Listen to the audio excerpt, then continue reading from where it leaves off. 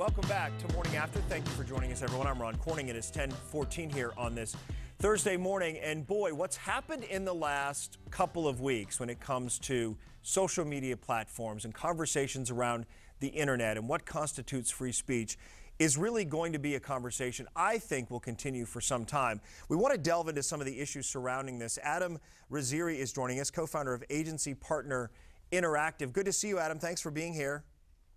Pleasure to be here. Good morning. I want to start in a way with sort of the elementary building blocks of the internet and this idea that people might have had that it's this vast web of information and it's at times not moderated, and that's okay. We've seen that there are steps that can be taken to begin moderating and shutting down some voices. Where do you stand on that, and what does it mean? So the internet really has become a public forum, and it is interesting to kind of see how this public forum is kind of deciding which conversations to dial up from a volume perspective and which conversations to dial down. When I look at just kind of what makes up the internet, you've got Amazon, one of the biggest hosting providers in the world. They have a very dominant market share when it comes to supporting the websites and the platforms that facilitate these conversations. And so when I think about kind of what the internet is and what it's become, is it a utility at this point? What kind of value is the internet offering our personal lives and our businesses on a daily basis? And really, are we at a point now where we have to sort of kind of look at what the infrastructure of the internet is, which I think you could argue that the hosting side of things really is kind of more of a utility sort of service. But then all those platforms that exist on top of it, sharing information, sharing conversations, just how free is that exchange of information?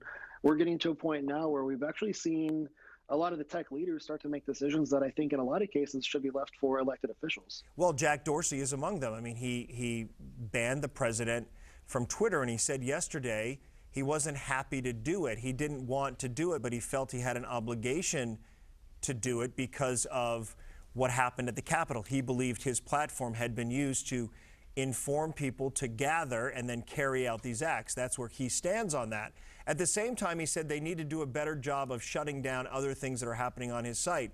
We know that there are any number of accounts on there that are promoting and talking about, and there could be a case to be made lead to sex trafficking, for example. So how do you reconcile those two things?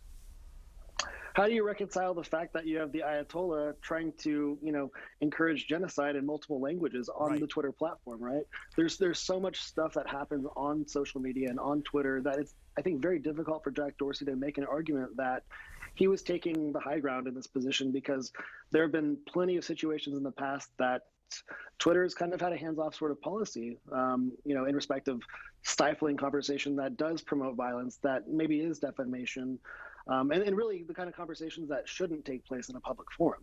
Well, what about this? I mean, I've said this for a long time. So Facebook comes around, and it appears to be a place for people to reconnect, people they've lost touch with, a place to post pictures of your newborn, your family reunion, what's happening in your life. But let's be honest, it's really become a news aggregate site, and it has been that for a very long time. There were conversations in 2012 about President Obama being a Muslim, and we know that's not true. And all of that misinformation was shared on Facebook from sites and sources that weren't vetted as real bastions of journalism. So give me some sense of, Mark Zuckerberg appears to be leaning toward taking that role more seriously as a news aggregate site. But at what point does Facebook become recognized and regulated in the same way that the FCC regulates broadcast networks and cable from what they can put out? It's hard to say, right? It's really hard to say, but I think in some ways that's really kind of a decision that has to be left to the conversation around Section 230. There's a lot of voices that say repeal Section 230 and make these social platforms totally responsible for whatever third-party data or news might exist on their sites. Wouldn't they be put out of business though? I mean, if 230, if they were, so for people who don't know, 230 protects Twitter, Facebook, and others from not being legally responsible for things that are posted on their site that might lead to acts of violence. Is that correct? That's exactly right. So I think that the argument is don't repeal Section 230, reform it, and make sure that you hold social media platforms to the same standard that you would hold anybody to when they're in a public forum. You know, you can't be engaging in defamation. You cannot be encouraging acts of physical violence or harm.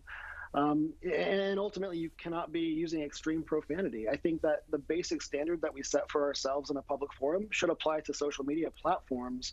Now, with that being said, there is no consistency in how these policies are being policed, right? Mm-hmm. You see so much inconsistency, and that's why you see people, you know, kind of rising up and complaining about this.